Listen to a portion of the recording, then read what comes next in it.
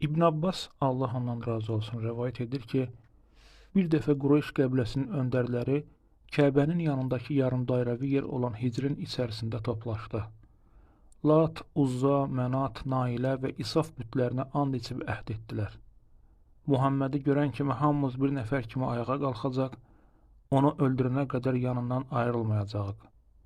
Bu vaxt Fatimə ağlaya-ağlaya Peyğəmbərin sallallahu aleyhi və səlləm yanına gəlib dedi, sənin qövmünün öndərləri and içib sənin əleyhinə əhd etdilər.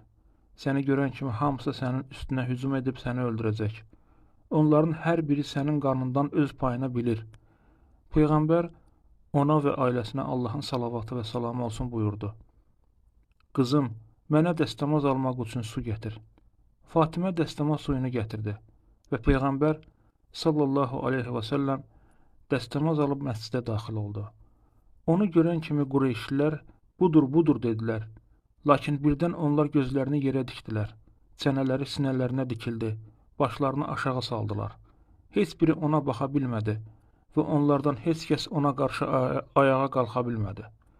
Allah elçisi sallallahu aleyhi və səlləm onların yanına gəlib başlarının üstündə durdu, bir ovuc torpaq götürdü və çirkin üzlər deyib onlara tulladı. O torpaqdan kimə dəydisə, həmin adam Bədr döyüşündə öldürüldü. İbn Hibban 6502-ci hədis.